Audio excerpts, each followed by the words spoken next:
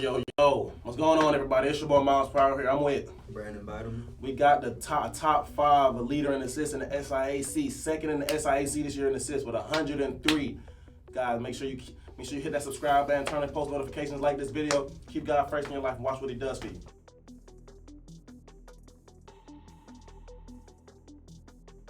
So Brandon, coming off, man, we're gonna start off with something small real quick, build our way up. I just want to know, how'd you get into basketball? You know, not everybody's blessed to be 6'3", 6'4". You know, you're on smaller end, 5'9", 5'10". So I just want to know, like, how were you able to overcome those adversities to become, not everybody gets to play college basketball. So I just want to know, how'd you overcome the adversity of being one of the smaller guys on the court? I started just growing up with my dad. My dad played ball, so he always put a ball in my hand. I remember just playing outside. He used to have me doing dribbling drills. I used to play with older kids, so being small never really left. This year, it's your real first year. This is your team, because point guard really runs everything, dude. Like I said, top five in SIAC and assists, really top three, because two of the guys in there, they only play like one game. So really we're gonna say top three to be safe. Had 103 assists this year. Career high by far. This season, you balled out. You had a career high 13 assists in one game. So what do you get out of, but you think your career high in points is 21, so we can't say that you ain't gonna get a bucket. So I just wanna know, what do you get out of facilitating and passing the ball that really is I prefer, I feel like you'd rather have 15 assists with 7 points rather than 20 points and only get 3 assists. No, for sure. So what is it about facilitating and passing the ball, making your teammates look good, that you really get that you get enjoyment out of? I like facilitating because I learned growing up that the best player on the court isn't the one always scoring. It's more to the game than just scoring. Yes, you definitely got to put the ball in the bucket, but someone got to get you the ball to put it in the bucket. Right. And you got to make your teammates happy, because if all 5 players on the court just want to score, then who's going to run the show? Right. And it's a show to be ran. I got to run it. So, you say they call you the point guard here, man. Your freshman year, we look at stats around here, man. You know what I'm saying? Freshman, you had 0.8 points. Last year, you had 3.4. But last year, you was behind you. It was Coach Matt was like, all right, man, this is really, I want you to show me something. I want you to show me that this is your team, that you're not just a backup point guard this year. Like I said, you sat behind Tim last year. And now, this year, preseason all defense. And now 103 assists in the SIAC, which is literally right behind somebody with 118. I want to say he played for Kentucky State. We're gonna put all your stats on the screen and everything so they can see it. We're gonna put some of your dimes in there, even though.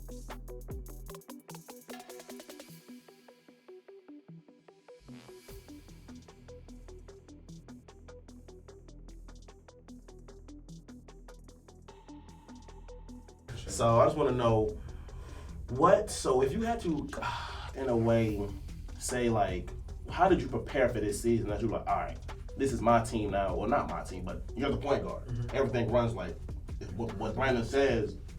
People need to start shaking, So how did you mentally prepare for this season, knowing that you were, going to start most of the games this year? Mentally, well, last year was an up and down season for me. So I knew the off season I really needed to work. Hit the weight room, stay in the gym. And this year, coach gave me the pieces to surround me. I made it happen. So when playing, do you more so shooters around you, or people that you could throw lobs to? Because I've seen you done drop dimes in the corner, you done threw lobs. I done seen you go between you done nutmeg to player to get your teammate the ball. So is there a certain play style or play style that you like to see your teammates have that you like to play with, or is it just if you get open, I'm gonna find you the ball? Yeah, I like to play fast. Yeah, play fast. Yeah, so I like people who want to be good up and down the court. Uh-huh. I like playing with athletic people, with shooters, because I'm fast, so most likely I'm going to beat my defender. Uh-huh. So I just need someone to hit spot-up shots, someone to finish down low when I drop it off to him. And we just get it rolling. So, man, I don't want to bring this up, man. I don't want to bring it up, man, but it's the second year. Fell short in the championship. Y'all swept swept everybody else with ease almost. I done seen, people done seen the video, just one more game, man. Just one more game. So can you say that this was the better team? Was Myles the better team, or like were some of y'all just having an off game, or was it just between like a play of just some our coach just got our coach, or like what can you tell? I feel like they was the better team that day. Better team that okay. They was the better team that day. They definitely had a good game plan against us defensively. And we played good defense too, but honestly, they shots was falling and ours wasn't. Honestly, like, we wasn't hitting the shots that we normally hit. Wasn't missing easy layups, easy bunnies. So the league got out of hand, and we were trying to chop it down, but they just kept executing, and we couldn't chop it down. So everybody has that player. Like I remember when we were talking, you were mentioning Chris Paul. Yeah. You know, Chris Paul, he's only 6 foot, maybe with shoes on. Like I'm taller than Chris Paul. But so like what player I hate when people say comparisons because you always compare yourself to a top player to use for lack of better words. What player are you saying? That's me. That's my play style. Yeah, I'd probably compare myself to Tyler Eulis for Kentucky. He played for the Suns. Yeah. He pick you up 94 feet. He was a small guard, and he get to it. Like he get to his mid-range game. He play smart. He make open shots, and he a pest. So speaking of pests, you know what I'm saying? Like I done seen you jog against players. I'm talking about Josh Max. I'm talking about in their face with it, yum with it. So we gonna go to that game against Morehouse, and you know, guy was their point guard. I'm talking about you in his face the whole game. I'm talking about he over there like golly like this, and I'm just like he's not. You got him for the whole. You got him for 40 minutes, bro. So going what about the defense and getting to your opponent's head, but still doing the right you're not starting nothing, but it's like I'm telling you, you're not getting that off on me. Yeah, for sure. Well, I definitely want to aggravate you because if I get in your head and like now you're not focused on the game, you more focused about me. Now that's a disadvantage to your team. Right. Now it's 6-on-4. Cause now you on my team. You feel me? If you trying to go at me and just trying to play 1-on-1, you doing a disadvantage to your team. So that's just like my whole goal to get you off your game, knock you off your pivot.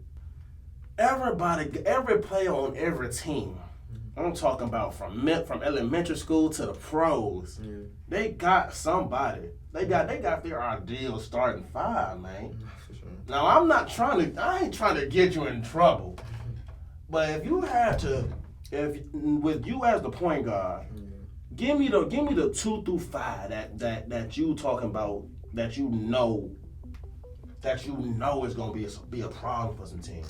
I ain't trying to get you in trouble. So, man, if you don't want to answer, you ain't got to answer. Nah, I'll probably go AP. Answer. Nah, I'll probably go AP. I'll probably go at the 3. I'll probably go Marshawn West.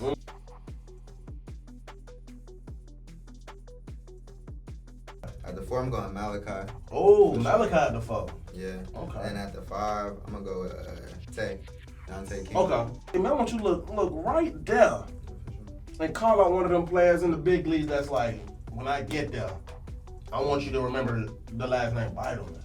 No, fast.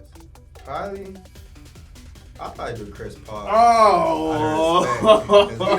He the OG of the league. And he done went for Chris Paul, man. He the OG of the league and watching him since I was little. Chris Paul, remember my name? I know I'm doing something right. I respect that, man. Everybody, the idols got to come down at some point. Your role models got to come down at some point, man.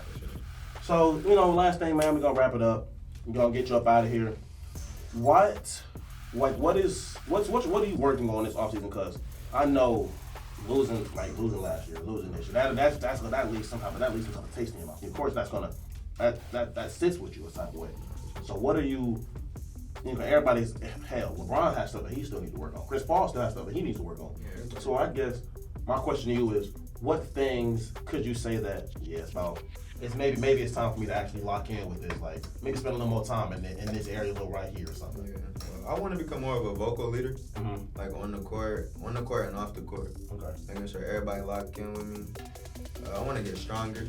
Okay. I definitely feel like I get quicker and faster. I'm already quick and fast, but you can always get quicker and faster. Right. I want to do that. I definitely want to focus more on my shooting. Shooting off the dribble, staying confident with myself. I appreciate you, man. Go ahead and socials out, Instagram, Snapchat, Twitter, all that. Go ahead and get them out there. Y'all follow me on the gram, Brandon B.2. Follow me on Twitter at Idleman_19. You feel me? They call me 1-5 around here. You feel me? So guys, I appreciate you guys for listening. Next up, we're gonna have Mahogany Randall, Miss BC.